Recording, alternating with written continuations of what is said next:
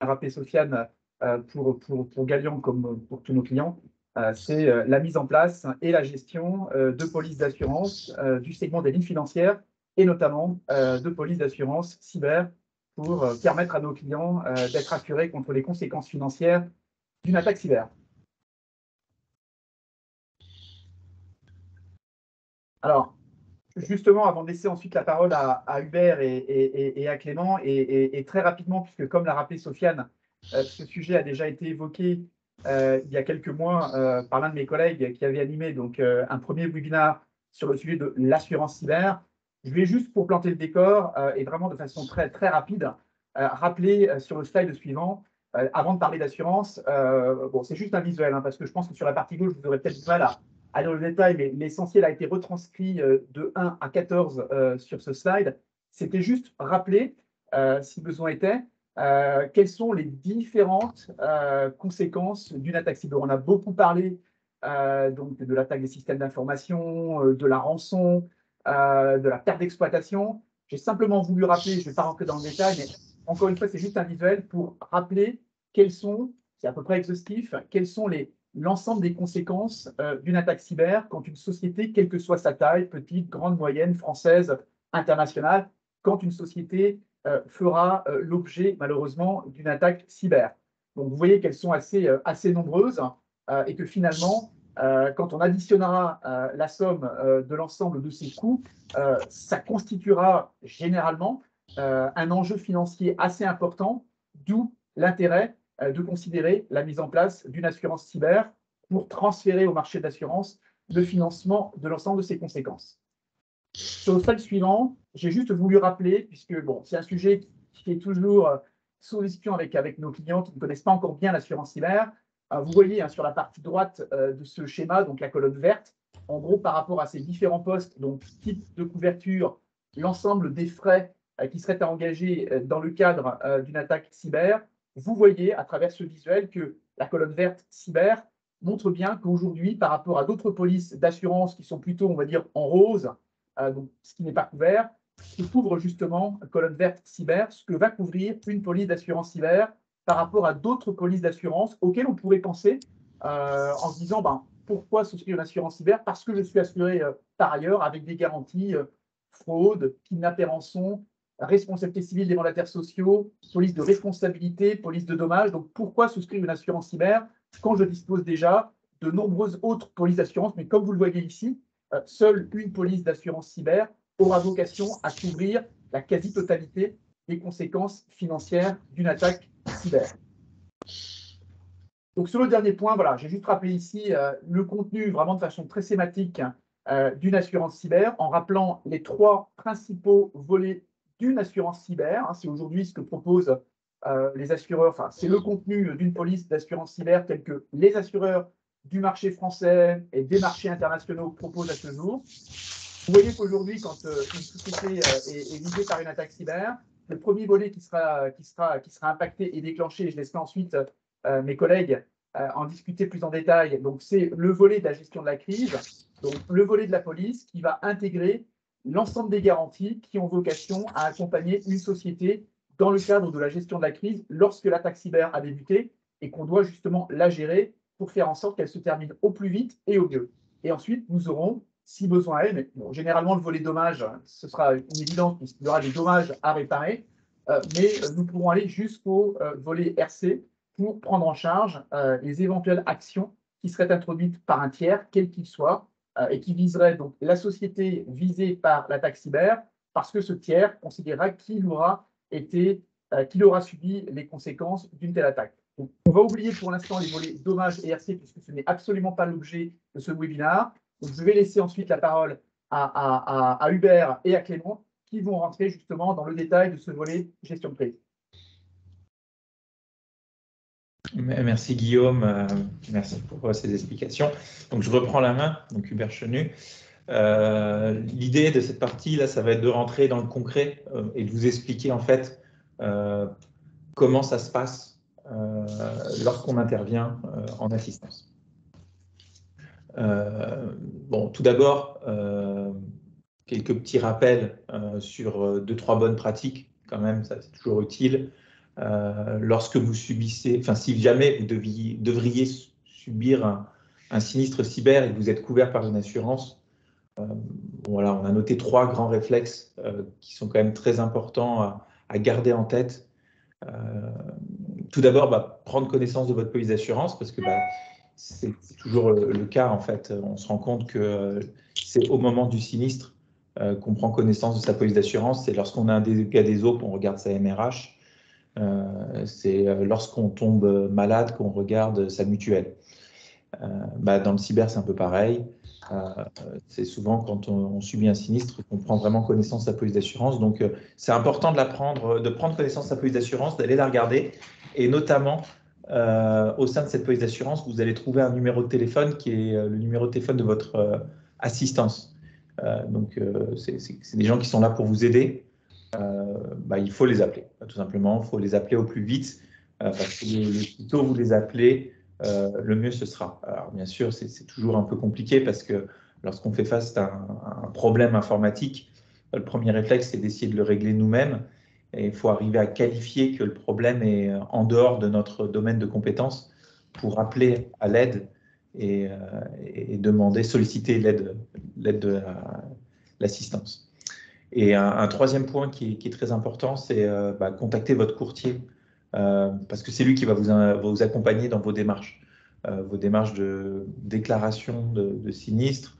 Il va vous accompagner également dans toutes les démarches d'indemnisation, dans tout le processus, qui déjà est un événement assez traumatique. Donc, il ne faut pas hésiter à être accompagné sur ce genre d'événement. On va voir un petit peu plus en détail la partie assistance, mais là, je vais laisser la main à Galian qui va vous expliquer exactement comment fonctionne cette ligne d'assistance dans le cadre de vos contrats. En fait, effectivement, tel que nous l'avons mis en place pour Galian dans le cadre de la garantie cyber dont vous disposez, ce qu'a dit à l'instant Hubert est très concret pour Galian, puisque vous voyez, on a rappelé dans ce slide ce qui figure dans la police d'assurance cyber qui existe, qui est mise en place pour le compte de Galian.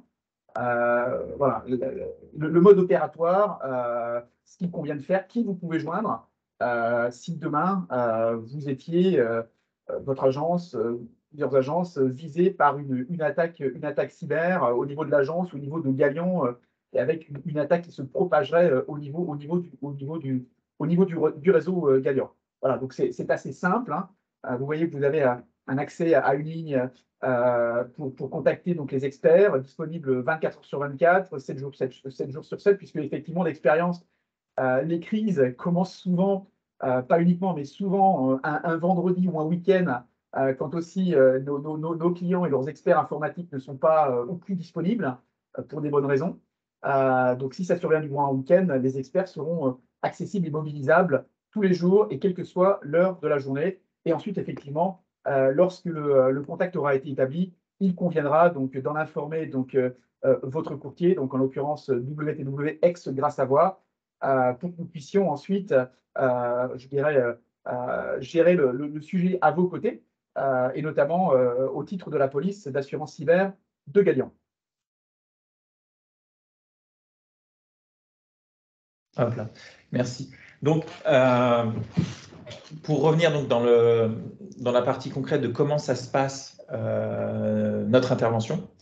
Donc, en général, on ne va pas se mentir, la plupart des cas de sinistres qu'on rencontre aujourd'hui s'appellent des crypto-lockers. Alors, c'est un mot un peu barbare. C'est une technique d'attaque qui est opérée par les pirates informatiques qui commence à être assez connue parce que c'est vraiment ce qu'on constate depuis 2-3 ans maintenant. C'est 90% même plus 95% des dossiers qu'on traite.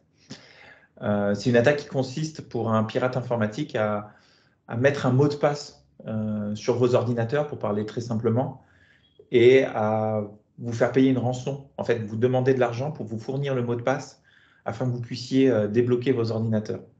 Donc, en fait, ce qui se passe, c'est qu'en général, c'est un lundi matin, vous arrivez au travail et vous vous rendez compte que vous n'arrivez à accéder à aucun de vos fichiers. Votre système d'information est bloqué. À ce moment-là, donc, vous appelez l'assistance et vous avez quelqu'un comme moi au bout du fil. Et nous, notre rôle, c'est d'abord d'identifier, de bien identifier qui vous êtes, qu'est-ce qui vous arrive. Est-ce qu'on est bien dans ce cas de ransomware ou est-ce qu'on est dans un autre cas? Il peut y avoir d'autres types d'attaques, un peu moins fréquentes, mais il peut y avoir d'autres types d'attaques. En fonction de la taille de l'entreprise, où est-ce que vous êtes situé, voilà, du degré de l'attaque, nous, on va pouvoir vous mettre en relation. Un peu de la même façon, je prends souvent le parallèle de lorsque vous êtes sur l'autoroute, mettons que vous mettiez de l'essence dans un moteur diesel, votre voiture tombe en rade, vous appelez l'assistance de votre assurance auto et vous tombez sur quelqu'un qui va vous mettre en contact avec une dépanneuse, avec un taxi, afin que vous puissiez réparer votre voiture et reprendre votre vie normalement. Nous, un peu de la même façon, on va vous mettre en contact avec des prestataires qui vont vous venir en aide très rapidement. Nous, typiquement, on a des niveaux de service qui sont négociés avec nos prestataires qui sont de l'ordre de la demi-heure. Et donc, les gens se mettent au travail immédiatement. On va voir un petit peu plus en détail après quel type de prestation on va pouvoir vous proposer. Mais nous, notre rôle, donc, ça va être de vous accompagner. Donc, on va vous mettre en contact avec ces prestataires, on va faire les réunions de lancement avec eux, et ensuite, on va céder la main à ces prestataires qui vont d'ailleurs contractualiser avec vous. Et en revanche, on va effectuer un travail de suivi et de pilotage, c'est-à-dire qu'on va s'assurer que les prestataires avec qui on vous met en relation effectuent bien le travail dans les règles de l'art. On va également s'assurer que vous ayez bien les prestataires qu'il faut et que vous n'ayez pas des prestataires en trop. Il peut y avoir des prestataires qui peuvent essayer de vous vendre des services qui ne sont pas forcément adaptés à la situation. Et nous, on s'assure que les services qui sont proposés par les prestataires sont bien ceux dont vous avez besoin pour pouvoir repartir au plus vite. En fait, l'idée derrière tout ça, c'est d'une part pour nous de tenir au courant la compagnie d'assurance sur ce qui est en train de se passer, afin qu'elle ne soit pas surprise et qu'elle ne se retrouve pas devant le fait accompli au dernier moment. Et puis, d'autre part, de vous aider à redémarrer votre activité au plus vite. Parce que à ce moment-là, c'est dans l'intérêt de tout le monde que vous repartiez le plus vite. À la fois dans votre intérêt à vous, pour vos affaires, mais également dans l'intérêt de votre assureur qui, ultimement, va finir par vous indemniser ce qui vous est arrivé. Donc, il a tout intérêt à ce que ça coûte le moins cher que possible. D'où le fait qu'il mette à disposition cette assistance. Donc, concrètement, ça va être un échange téléphonique avec quelqu'un comme moi qui va durer 3 quarts d'heure, le temps de comprendre ce qui se passe, présenter le maximum d'informations sur ce que vous avez, vous présenter toute la démarche donc on appelle ça de la remédiation ou de la réponse à incident, on va dire. Donc, vous expliquez la démarche, vous proposez des prestataires, voir avec vous si vous êtes d'accord pour faire intervenir tel et tel prestataire.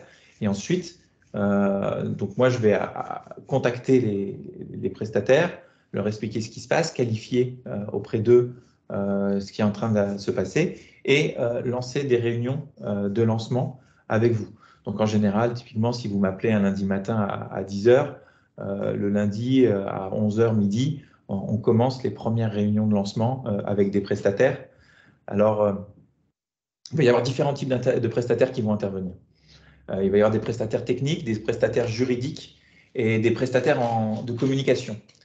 Alors, tout d'abord, les prestataires techniques, on va avoir des gens qui vont être en charge de faire de l'investigation numérique. Donc ça, c'est typiquement ce que fait Clément avec sa société.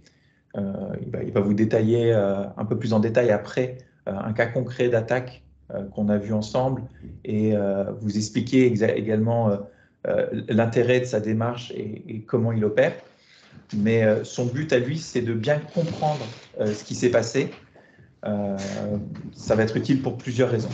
Ensuite, il va y avoir des prestataires qui vont être là plutôt pour vous protéger, pour déployer en général un outil qu'on appelle un EDR, qui va être en fait là pour surveiller votre système d'information, vos ordinateurs, et s'assurer que l'attaquant ne revienne pas au moment où vous rouvrez les flux Internet. Et puis, il va y avoir des prestataires qui vont être plus spécialisés dans la reconstruction, donc la restauration de backup ou alors la ressaisie de données qui auraient pu éventuellement être perdues au cours de l'attaque. Ça, c'est vraiment pour les aspects techniques. Après, il y a tous les aspects juridiques, donc de l'accompagnement. Bon, déclaration CNIL, en général, il n'y a pas besoin de faire intervenir un prestataire spécifique pour ça. En général, on vous apporte, nous, directement, les 2-3 bons conseils sur comment effectuer une déclaration initiale auprès de la CNIL, et puis ensuite l'enrichir au fur et à mesure du temps qui passe et des informations que vous recueillez, que vous allez recueillir sur ce qui est en train de se passer. Mais en revanche, parfois on peut avoir des problématiques un peu plus complexes s'il y a des fuites de données, notamment des données à caractère personnel ou des données sensibles qui pourraient appartenir à des tiers, on appelle des ayants droit. Dans ce cas-là, vous allez avoir besoin de notifier ces ayants droit du fait que leurs données personnelles ou sensibles ont potentiellement pu avoir fuité. Et dans ce cas-là, il vaut mieux être accompagné de quelqu'un qui est spécialiste dans le domaine. Donc en général, c'est un avocat qui s'occupe de ça. C'est pas quelqu'un qui va intervenir tout de suite en premier à chaud dans la crise, mais c'est important de faire intervenir quelqu'un pour vous accompagner sur ces aspects-là, parce que si vous passez à côté de vos obligations, vous pouvez être retoqué par la CNIL, notamment, et ça peut, alors dans ce cas-là, avoir un effet encore plus pervers et encore plus gros, et vous retomber dessus. Voilà. Il vaut mieux engager les frais tout de suite avec un prestataire pour notifier les ayants droit au plus vite, plutôt qu'essayer de cacher les choses, parce qu'aujourd'hui, la CNIL a des moyens de recouper les informations, notamment avec des ayants droit qui pourraient se plaindre que leurs données aient fuité ou des choses comme ça, et remonter vers vous. Et au final, voilà, ce sera encore plus grave de ne pas avoir pris les choses bien en main. Et enfin, il y a toutes les problématiques de communication. Donc là, les communications, ça peut être en interne, vis-à-vis des collaborateurs de l'entreprise, ça peut être vis-à-vis des associés, vis-à-vis des actionnaires, vis-à-vis des clients, des fournisseurs, ou alors plus largement vis-à-vis des médias. Il peut y avoir besoin de communiquer sur ce qui est en train de se passer. On a remarqué qu'aujourd'hui, les pirates informatiques maîtrisaient les outils de communication et communiquer sur leurs attaques. D'ailleurs, on peut regretter parfois que certains organes de presse se fassent les relais de ces hackers, mais le fait est que les hackers ont des blogs sur lesquels ils diffusent des informations sur les entreprises qu'ils ont piratées. Et il vaut mieux parfois être proactif sur la communication, parce qu'en termes de communication, c'est souvent le premier qui a parlé qui a raison. Donc, pareil, sur les aspects de communication, c'est bien d'être accompagné par des gens qui ont l'habitude de communiquer sur ce genre d'événements.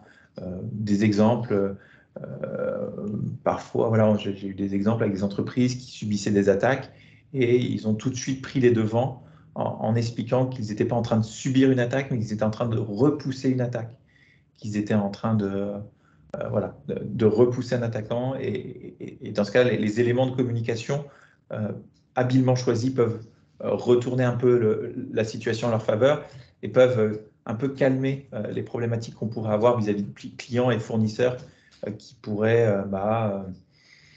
avoir des doutes, commencer à remettre en question vos relations commerciales du fait de cette attaque. Je vais passer à la slide suivante, s'il vous plaît. Donc, l'investigation numérique. On va rentrer un petit peu plus en détail dans l'investigation numérique. Je vais laisser la parole à Clément à la fin de cette slide, mais juste pour vous expliquer quel est l'intérêt de l'investigation numérique. Il y a plusieurs intérêts. D'abord, dans le cadre de la réponse à incident, il faut effectuer une investigation numérique pour connaître le périmètre de l'attaque, savoir ce qui s'est passé, quel est l'attaquant, comment il opère. Et ça va vous aider à obtenir un système d'information qui va être de nouveau de confiance. Et ça va éviter de repartir à zéro, de tout avoir à reconstruire. Et ça va vous permettre en fait de limiter tous les coûts, que ce soit techniques ou en termes de perte d'exploitation liés à ce sinistre. Ensuite, dans l'éventualité où il y aurait un contentieux, c'est-à-dire soit une société tiers qui aurait servi de rebond à l'attaquant, soit un prestataire qui est censé vous accompagner dans votre sécurité et qui n'aurait pas fait son travail, c'est cette investigation numérique qui va vous permettre de mettre en évidence les responsabilités des tiers et qui va aussi vous permettre d'apporter les preuves dans le cadre d'une procédure amiable ou même d'une procédure judiciaire. Et enfin, dans le cadre assurantiel, c'est important d'effectuer cette investigation numérique pour connaître les causes et les circonstances du sinistre. Et c'est ce qui va permettre à votre assureur de se positionner sur ses garanties et de vous dire si l'événement que vous avez subi est garanti ou non au titre de votre police d'assurance. Voilà. Je permettrai juste d'ajouter un petit dernier mot avant de laisser la parole à Clément. C'est également important, lorsque vous faites cette investigation numérique, de passer par un prestataire qui est indépendant de tous les prestataires que vous avez d'habitude. Pour éviter toute forme de conflit d'intérêt, c'est naturel en fait quand on a des prestataires informatiques qui travaillent déjà pour nous, qui sont sachants, qui installent nos machines, qui installent nos antivirus, à qui on fait confiance. C'est naturel de se retourner vers eux et de leur demander qu'est-ce qui s'est passé, est-ce que vous pouvez faire un rapport pour m'expliquer ce qui s'est passé. Mais en fait, c'est une erreur. Premièrement, si ce prestataire, lui, a commis des erreurs, il ne va pas vous le dire, pas nécessairement. Et ensuite, l'investigation numérique, c'est vraiment une discipline à part qui nécessite des connaissances bien particulières. Et il faut passer par un prestataire qui est spécialisé dans le domaine et qui est indépendant. Voilà. Je vais laisser la parole à Clément. Alors, le but, dans les premières 24 heures, si on reprend l'exemple de Uber sur le lundi matin, on arrive et on peut plus se connecter à ces machines. Il va y avoir plein de choses qui vont se mettre en place, comme l'a expliqué Hubert. Et il y a surtout beaucoup de questions qui vont se poser.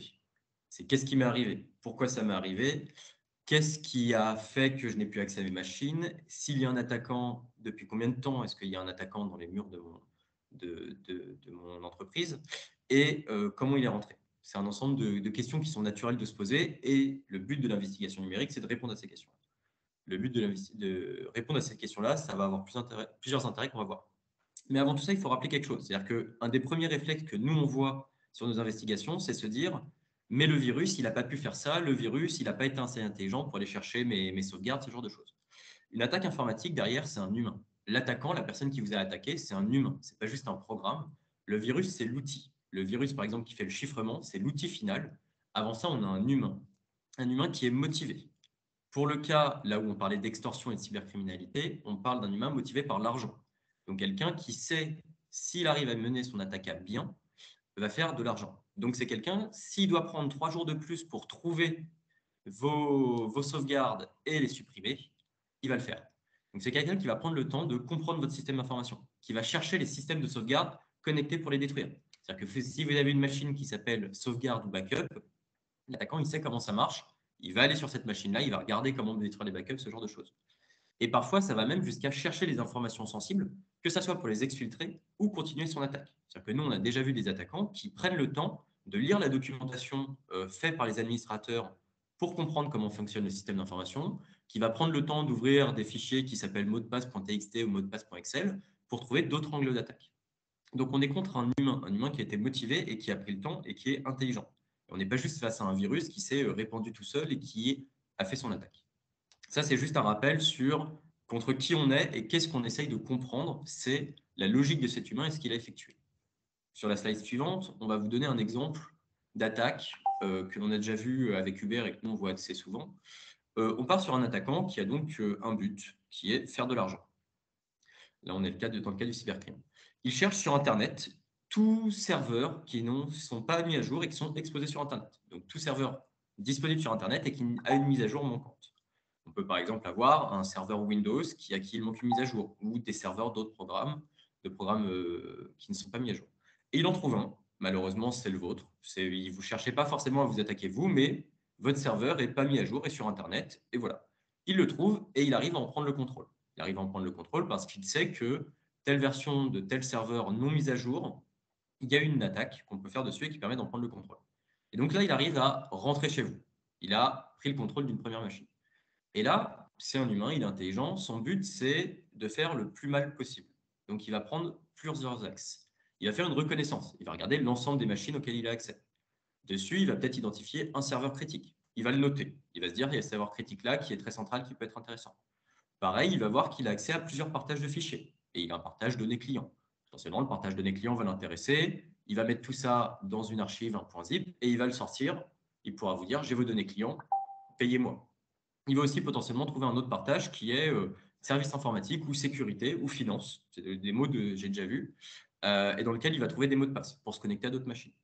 Il va comme ça prendre le temps, ça peut lui prendre plusieurs jours. Il va trouver une machine sur laquelle il n'y a pas beaucoup de choses, il va l'infecter. Ça lui permettra peut-être de revenir plus tard. Donc là, on a vraiment quelqu'un qui va être méticuleux et qui va chercher à gagner le plus de contrôle et le plus de compréhension possible sur le système qu'il est en train d'informatiser, le parc qu'il est en train d'attaquer. Et donc sur la slide suivante, et on a ensuite une deuxième phase où cet attaquant-là, il revient soit via le serveur non mis à jour, soit via un des programmes malveillants qu'il a installé. Il va aller sur le serveur critique qu'il avait identifié, ou plusieurs serveurs critiques qu'il avait identifiés. Et depuis ce serveur qu'il sait critique et qu'il sait central, donc qui a beaucoup de droits et accès à beaucoup de machines, il va par exemple lancer le chiffrement. Et donc là, il va aller déployer le virus final, le CryptoLocker, sur l'ensemble des machines pour chiffrer les machines et les bloquer. Mais on voit que ça s'est fait en deux phases. Potentiellement, entre ces deux phases, il peut y avoir 3 jours, il peut y avoir 2 semaines, il peut y avoir 6 mois. Donc, ça nous est déjà arrivé. Et une fois qu'il a bloqué vos serveurs, il va pouvoir faire sa demande de rançon et dire « j'ai bloqué vos serveurs, payez-moi ». Si vous arrivez à remettre en place vos backups et vos sauvegardes, il dira peut-être « j'ai quand même de la donnée que j'ai sortie, paye-moi pour pas que je la publie ». Et en fait, dans le fait que maintenant, ils veulent faire de l'argent, ils ont rajouté l'exfiltration et la rançon sur l'exfiltration de données, en plus du chiffrement. Tout ça, c'est pour expliquer une attaque. Derrière, donc là, on a une explication d'attaque. Le but de l'investigation forensique, et c'est le slide d'après, c'est de comprendre cette attaque-là. C'est-à-dire que tous ces éléments-là laissent des traces. Le fait d'aller se connecter à un endroit, le fait de faire une reconnaissance et de demander toutes les machines qu'il y a sur le parc, le fait potentiellement d'être allé visiter des fichiers sur un partage. Tout ça, ça va laisser des traces sur un système. Et le but de l'investigation, c'est de, à partir de l'ensemble de ces traces, faire vraiment, comme le travail de la police, comprendre ce qui s'est passé. Comprendre ce qui s'est passé, comprendre à quelle heure il est arrivé, comprendre quel compte utilisateur il a utilisé. Tout ça pour plusieurs choses. Repartir avec un système sain, donc permettre une reconstruction adaptée. Si on sait ce qu'il a fait, on sait ce qu'il a pu compromettre, ce qu'il a pu mettre en danger. C'est la première chose. Comprendre l'attaque, la chronologie de l'attaque, parfois sur plusieurs semaines, plusieurs mois. Car si on a une machine qui est infectée, par exemple au 1er décembre, et qu'on croit que l'attaque date de fin décembre, et qu'on remet nos sauvegardes à fin décembre, on a toujours des éléments, voire un virus qui est dans nos backups, ce qui est relativement dangereux. Ça, c'est pour éviter que l'attaquant ne revienne très facilement et éviter un surincident, ce qui serait très problématique humainement, comme pour le système, comme pour un problème d'argent. Et trouver le point d'entrée. Ça, c'est le cœur aussi, un des nerfs de la guerre. C'est-à-dire que si on ne sait pas comment l'attaquant est rentré et qu'on remet tout notre système comme avant, mais l'attaquant, si le point d'entrée, on ne l'a pas fermé, il peut revenir. C'est-à-dire quelqu'un qui vient voler chez vous et on ne se pose pas la question de comment il est volé et qu'en fait, la fenêtre est juste tout le temps ouverte, bah, vous pouvez faire tout ce que vous voulez. Si la fenêtre est toujours ouverte 2 semaines plus tard, la personne peut revenir par la fenêtre, re-rentrer, faire exactement la même chose. Donc le but de l'investigation, c'est avec les traces laissées sur un système, comprendre l'ensemble de l'attaque, ce type de chronologie-là, et comprendre ce qu'a voulu, ce qu'a fait l'humain derrière, à quoi il a eu accès et qu'est-ce qu'il a pu laisser sur le parc, sur le système pour revenir plus tard. Voilà. La suite. Donc, et pour finir, sur le patient zéro, donc ça c'est ce que je disais, le point d'entrée, il y a plein de types de patients zéro qu'on a déjà vus, mais dans ceux qui sont assez souvent revus, il y a les machines pas à jour, c'est-à-dire le fait d'avoir un serveur Windows accessible, par exemple en bureau à distance, ou un programme accessible, je pense à GLPI, mais il y en a plein d'autres, accessible sur Internet. Si on ne le met pas à jour souvent, il y a des nouvelles vulnérabilités qui sont trouvées par des gens, qui sont exploitées. Et ça, c'est quelque chose que les attaquants surveillent, et de façon complètement opportuniste. C'est-à-dire ils font toutes les machines sur Internet, ils trouvent celles où ils peuvent rentrer, et ils rentrent. Ils ne ciblent pas forcément une entreprise. On a aussi les pièces jointes malveillantes. Ça, c'est des attaques par phishing qu'on voit très souvent. C'est-à-dire que très souvent, on reçoit des mails de phishing qui nous demandent de demander le mot de passe ou alors d'ouvrir un fichier qui peut s'appeler facture.pdf ou facture.docx et qui nous demande de cliquer sur activer les macros ou ce genre de choses. Ça, c'est des attaques qui marchent encore très, très bien. Et donc, comme c'est dit au début, pour le rappeler une dernière fois, le but de comprendre comment l'attaquant est rentré, ça permet de refermer la porte, c'est-à-dire que si c'est une machine pas à jour, ou alors d'éviter les mêmes erreurs. C'est-à-dire que si on voit qu'il est rentré par une pièce jointe malveillante, on va peut-être rajouter en plus du renforcement sur la gestion des pièces jointes, la gestion des mails malveillantes, sur l'antivirus, etc., etc. Et donc voilà, la compréhension là de l'attaque elle-même et de toutes ces étapes est très importante pour refermer toutes les portes, vérifier que l'attaquant n'est pas toujours dans les murs et éviter un surincident.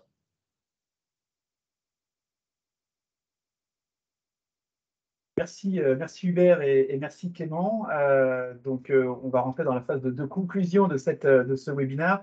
Et je vais reprendre la main donc, sur la partie assurance, notamment après les très bons commentaires d'Hubert et de Clément. Juste, donc je vais en venir au sujet de l'assurance. Je pense que vous aurez compris à travers ces différents commentaires l'intérêt de disposer d'une assurance cyber, puisque à la différence d'autres polices d'assurance comme celles qui ont été mentionnées en introduction par Hubert, on l'utilise uniquement quelque part pour faire payer, entre guillemets, l'assureur pour vous rembourser des conséquences d'un sinistre. Vous aurez compris à travers les commentaires d'Hubert et de Clément que l'intérêt de l'assurance cyber, c'est aussi et avant tout de bénéficier du support d'experts qui vont vous aider à gérer la crise.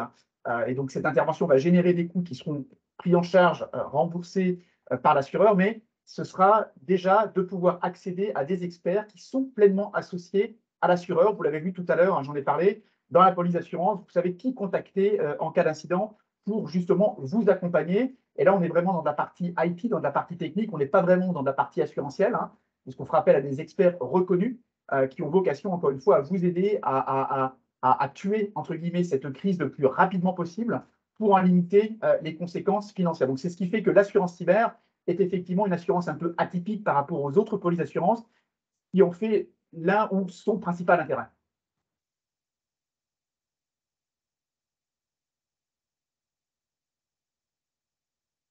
Oui, merci. Je voulais profiter également de cette conclusion pour faire passer un message sur l'intérêt de faire appel à des experts qui sont reconnus et indépendants.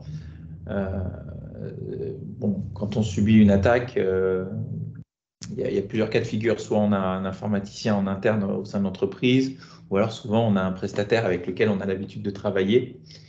Et bon, il peut y avoir des petites questions d'ego et de se retrouver face à une problématique qui nous dépasse.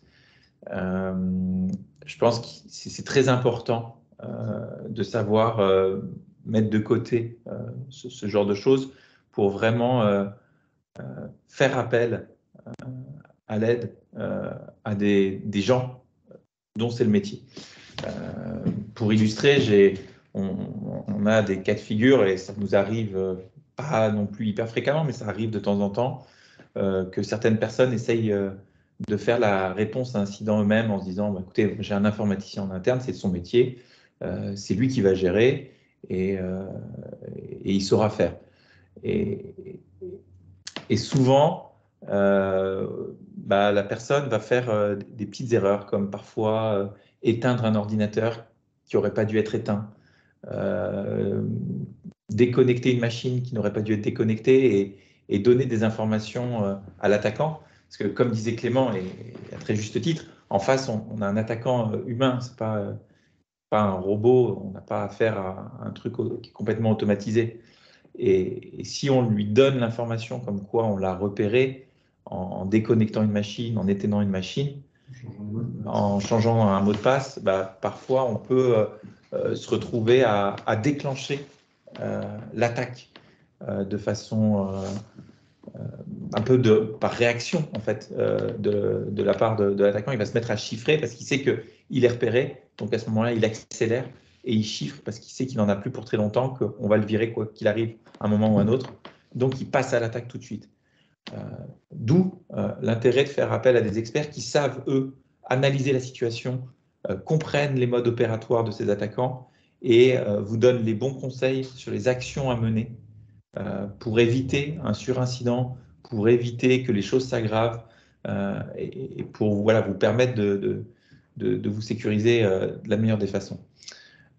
C'est vraiment une discipline à part entière. Ça, il faut vraiment garder ça en tête. La réponse à incident cybersécurité, c'est une discipline à part entière.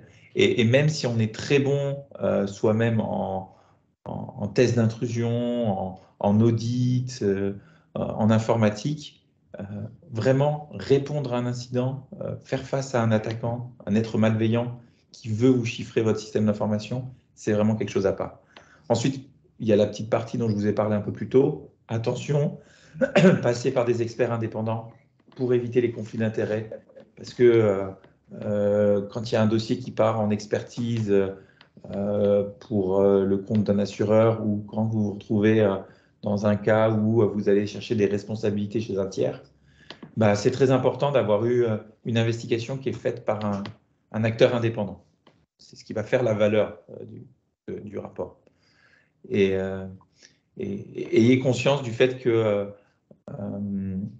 quand bien même cette genre de prestation peut vous paraître chère, nous, notre expérience, lorsqu'on effectue de l'expertise pour les assurances, c'est que le ratio entre le tarif des prestations techniques pour vous venir en aide à l'issue du sinistre par rapport au montant total du coût du sinistre, incluant donc la perte d'exploitation, le ratio il est souvent de 1 pour 10. Donc il faut savoir engager les coûts très rapidement, les bons coûts auprès des bons prestataires. En étant bien accompagné, on arrive à réduire cette PE et la perte d'exploitation, c'est au final ce qui va coûter le plus cher à votre entreprise. Clément? Et pour finir, alors sur les impacts standards d'une attaque, donc comme on le voit, il y a la perte de production si le système peut être où on ne peut pas travailler pendant une semaine ou 2 semaines, effectivement, c'est important. Mais il y a d'autres choses aussi auxquelles il faut faire attention, et le but aussi des experts est de le rappeler au bon moment, c'est qu'il y a un impact humain, c'est-à-dire qu'on va mettre sous stress les personnes qui travaillent en interne à l'informatique ou même dans d'autres parties, sous un stress énorme pendant plusieurs jours, et faut faire attention à ça, faut forcer les gens à faire des pauses quand même au milieu de la crise. Il faut faire attention à que tout ne repose pas sur une seule personne parce que si elle craque, ça peut avoir des problèmes. Il y a eu d'histoires d'accidents de voiture parce que la personne n'a pas dormi pendant 2 jours et au moment de rentrer chez elle, accident de voiture. Et ça, c'est un côté humain auquel il faut faire très attention et qui fait partie complètement de l'attaque et de la réponse à incident. Et côté juridique, celui auquel je pense là rapidement, donc il y a la CNIL, il y a des attaques qui ont très souvent lieu à la fin du mois. Et à la fin du mois, il y a les salaires à faire. Et le fait que tout son système d'information et tout son système de paye soit complètement hors service à 2 jours de faire les payes, c'est quelque chose qu'il faut prendre en compte. Il ne faut pas se rendre compte 1 heure avant la deadline, parce qu'il y a des obligations de faire la paye et de faire les salaires en temps et en heure. Et donc, en fait, sur le fait qu'on ne puisse plus travailler, il y a plusieurs impacts comme ça auxquels on ne pense pas forcément, qui vont s'ajouter au stress du fait qu'on ne peut plus produire. Et il faut les prendre en compte. Il faut aussi, pour certains, les voir venir en avance pour pouvoir prendre les devants et régler le problème avant qu'il n'arrive et qu'il n'empire. Voilà. Parfait. Écoutez, merci à nos 3 intervenants pour la clarté de leurs explications. Je crois qu'ils nous ont permis à tous de nous immerger dans 24 heures dans la vie d'une agence immobilière piratée. On va maintenant faire place à vos questions. Donc, n'hésitez pas à prendre la parole ou à les poser par écrit. On est là, on va essayer de répondre à toutes vos questions.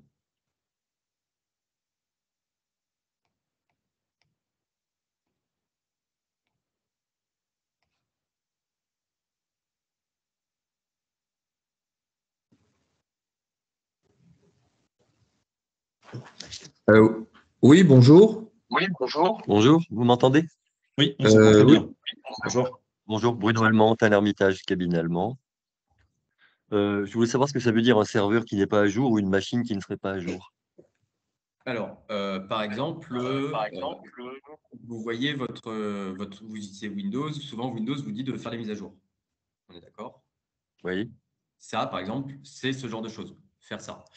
Donc, un Windows auquel vous n'avez pas fait les mises à jour peut être à risque. Par exemple, aussi des Windows qui sont vieux. C'est-à-dire que si vous avez un de vos serveurs qui est un Windows 2008, une vieille version de Windows Server, ben, il faut changer vers un Windows 2016 ou ce genre de choses. Pareil pour les programmes. C'est-à-dire que si vous avez une version, je ne sais pas, d'un outil qui est accessible depuis Internet, je pense par exemple à GLPI ou des outils de paye, ce genre de choses, qu'on peut y accéder à Internet, il faut faire les mises à jour. Il y a des systèmes de mise à jour qui sont disponibles comme pour Windows, qui sont plus ou moins compliqués à mettre en place et à faire. il faut le faire. C'est-à-dire que quand il y a une nouvelle version qui est disponible, il faut installer une nouvelle version. Parce qu'il y a certains éléments de ces versions-là qui rajoutent des fonctionnalités. Ça, on peut le voir et ça rajoute des fonctionnalités. Mais il y a aussi, surtout dans ces nouvelles versions-là, des éléments qui corrigent des problématiques de sécurité qui peuvent être abusés par des attaquants. D'accord. Ça répond à la question?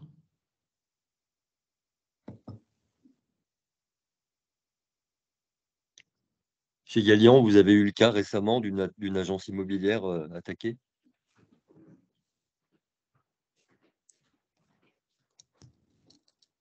Alors, Guillaume, non. est-ce que tu aurais des exemples éventuellement sur des agences immobilières, sur des cas précis à nous peut-être nous partager? Oui, on a eu des cas de. Oui, pardon, quel moi?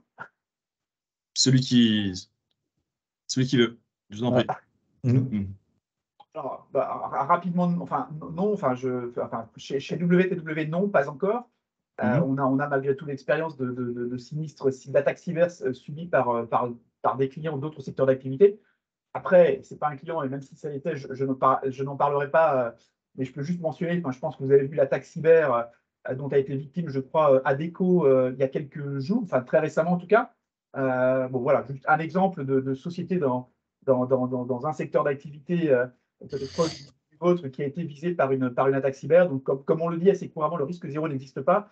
Après, quel que soit le secteur d'activité, j'ai envie de dire, tout secteur d'activité, toute entreprise est exposée à ce risque-là, malheureusement, avec une intensité du sinistre qui va varier en fonction, je dirais, de la taille de l'organisation et de la connexion des systèmes d'information.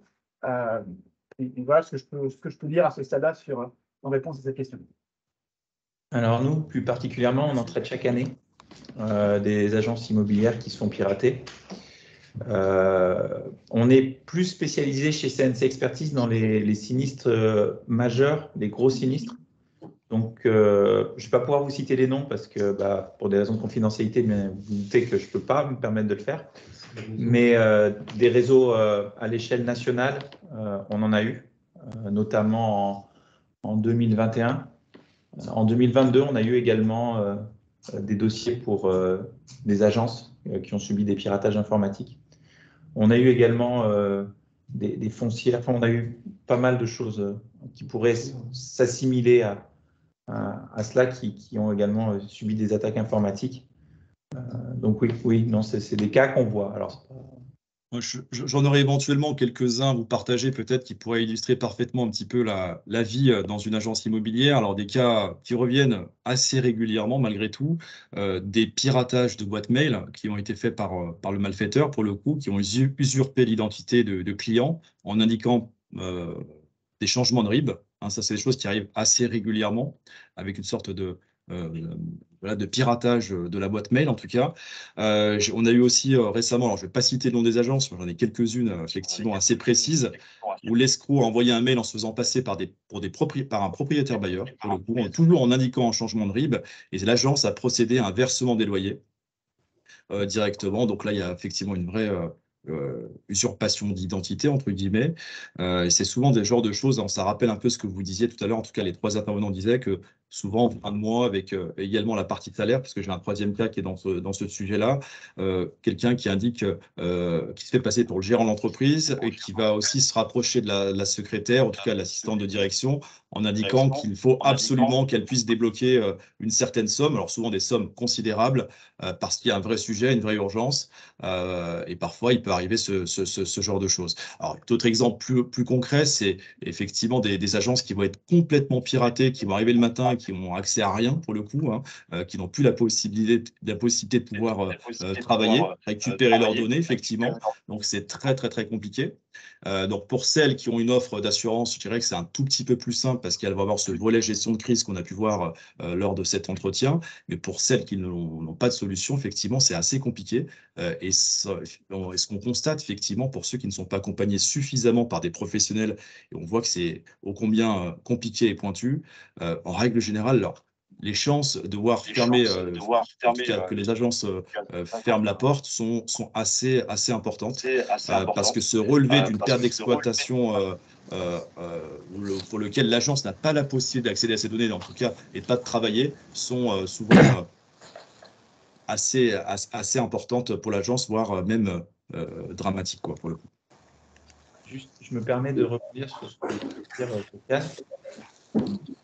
Dans le cadre de l'attaque arnaque au président, celle que tu décrivais avec un pirate informatique qui pourrait demander à une assistante. Il y a quelqu'un qui n'a pas coupé son micro, on a un petit écho, s'il vous plaît.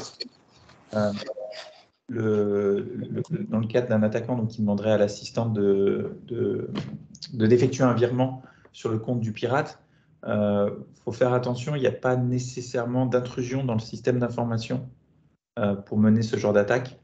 Donc, voilà, est-ce que c'est une police fraude, est-ce que c'est une police cyber? C'est pas toujours très évident là-dessus. C'est limité, effectivement. J'avais une question à ce sujet, si je peux intervenir. Bien sûr. Oui, Stéphane Gastaldi, Ceinture 21 Cap d'Aille. Alors, ce que vous avez relaté, là, je le vis avec des confrères qui reçoivent des mails frauduleux, c'est-à-dire typiquement se font passer pour des propriétaires qui demandent un changement de RIB. Donc, je suis assez surpris que vous indiquiez que cela serait couvert par une police d'assurance, puisque pour moi, ça fait partie quand même des mesures de protection de base qu'on devrait mettre en place dans tous nos cabinets, à savoir des contre-mesures d'identification. On est tous aujourd'hui, quand vous accédez à votre compte en banque, on vous demande presque une analyse d'urine à chaque fois pour vous connecter. Donc, il me semble que ça fait partie des protections minimum qu'on doit avoir dans nos cabinets. Et est-ce que si ce n'est pas respecté, la police cyber va intervenir et auquel titre? Voilà. Ou est-ce qu'il y a des franchises? Je m'interroge. Alors, là, vous mentionnez un très bon sujet, une très bonne question, puisque vous parlez plutôt effectivement d'un risque de fraude, fraude au faux virement, par exemple, ou fraude au faux président, pour reprendre quelques termes bien connus, qui amènerait donc une personne de votre agence à exécuter un virement pensant le faire au bénéfice d'un bon tiers, sauf que ce n'est pas un bon tiers, c'est un fraudeur. Donc, effectivement, l'argent qui serait perdu du fait de ce transfert frauduleux ne sera jamais couvert par une police d'assurance cyber. Ce serait par contre l'objet d'une police d'assurance fraude. Là où ça pourrait par contre concerner une police d'assurance cyber, c'est si vous considérez, alors vous avez été victime d'un faux email, donc là ce sera effectivement de la police fraude. Par contre, vous pourriez vous retourner contre la personne que vous pensiez avoir envoyé cet email, parce que ce tiers qui aurait envoyé cet email pour le paiement d'un loyer ou le paiement d'une somme à réaliser, pourrait lui avoir été hacké et en fait, un tiers, un hacker, aurait pu finalement s'introduire dans ces systèmes d'information pour justement ensuite avoir la possibilité de se façonner une identité pour se faire passer justement pour la personne qu'il veut être. Donc c'est plutôt pour ce tiers à qui vous pensez avoir réglé la facture que ça va devenir un sujet cyber. Donc il peut y avoir matière à utiliser, à déclencher la police d'assurance cyber pour investiguer et savoir si un tiers frauduleur ne se serait pas introduit dans les systèmes d'information pour observer, accéder à des emails, pour justement lui permettre de se façonner une fausse identité et ensuite vous conduire, vous, sur la base de cet email que vous allez recevoir. Finalement, vous allez considérer que l'email il est vrai et donc sans aucun problème, vous allez exécuter le virement, sauf que ce sera un virement réalisé sur le compte d'un tiers qui est faux. Voilà. Mais effectivement, vous, la perte que vous allez subir ne sera jamais couverte par une police d'assurance cyber.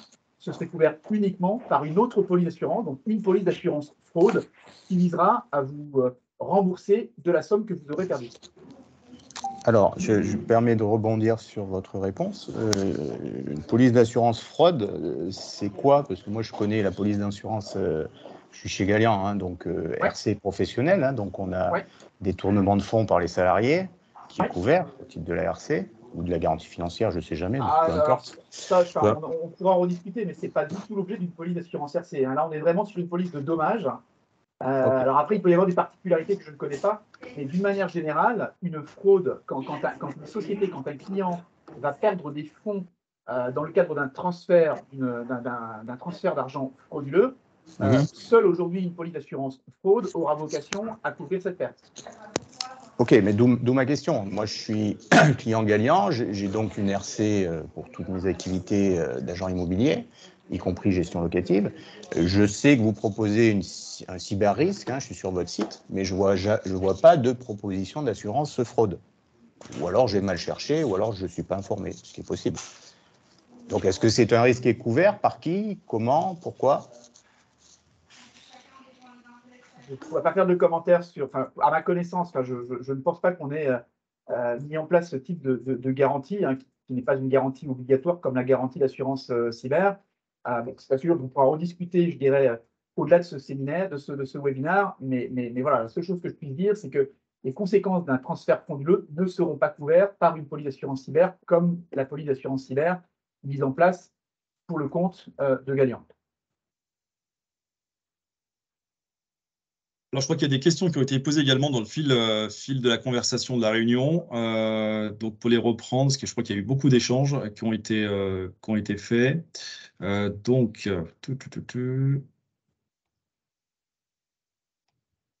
le temps de les retrouver. OK. Est-ce que cette assurance est comprise dans nos garanties Galian? Une question de Julien Coquerel.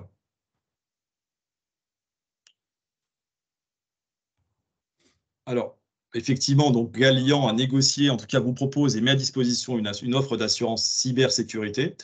Donc, on va d'ailleurs vous envoyer à l'issue de ce webinaire. Donc, il y aura déjà ces slides, en tout cas cette présentation qui va vous être envoyée, la fiche produit de l'offre cybersécurité qui a été négociée par Galian, pour lequel nous agissons en qualité de co-courtier, donc avec Willis Tower Watson, dont Guillaume est le représentant aujourd'hui. Et donc, vous expliquez effectivement aussi également en quoi elle consiste. Alors, effectivement, on va retrouver des éléments qu'on a vus pendant cette présentation, à savoir la mise à disposition d'une hotline dédiée qui vous accompagne dans la découverte de l'incident. Concrètement, vous accompagnez pour essayer de faire en sorte de limiter les dégâts. La prise en charge des frais de notification, parce qu'on voit qu'effectivement, ces frais sont obligatoires. Donc, il y a aussi cet accompagnement-là qui est prévu dans cette offre qu'on a négociée. Également, le volet perte d'exploitation qui est un vrai sujet. On l'a vu pendant la période du Covid.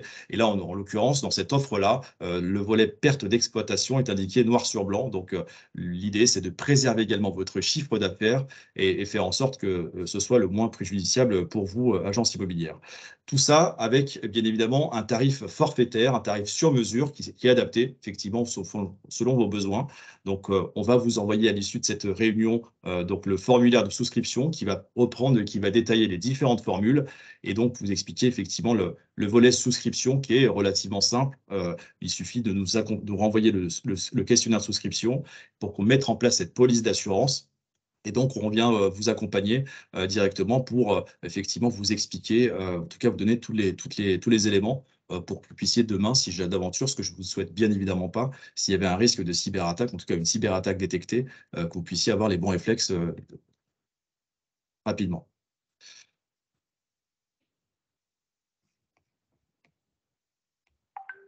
Hop. Qu'appelle-t-on des machines pas à jour? Question également de Justine Abellard. Est-ce que la réponse que j'ai fournie tout à l'heure est suffisante ou est-ce qu'il reste des précisions que vous voudriez sur cette question?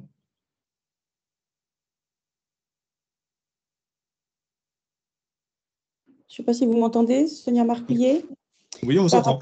Bonjour, oui. Par rapport Bonjour. justement à cette machine non à jour, nous, on a au sein de l'agence un ordinateur Windows très ancien que mon mari, qui va partir à la retraite, utilise toujours, mais très occasionnellement.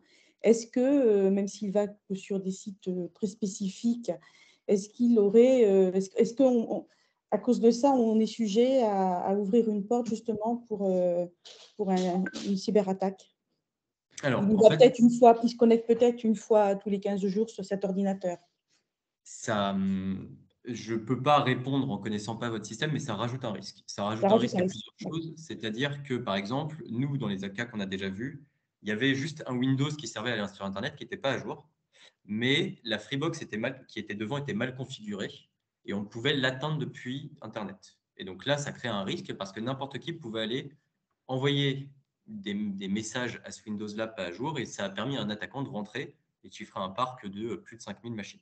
Donc ça rajoute un risque parce que suffit qu'il y ait un autre problème autre part pour qu'il y ait une attaque soit possible, premier élément. Et deuxième élément, on a aussi déjà vu des attaques où quelqu'un a un Windows pas à jour et un navigateur web pas à jour. Il avait un Internet Explorer un peu vieux. Cette personne-là tape dans sa barre de recherche photo Leroy Merlin.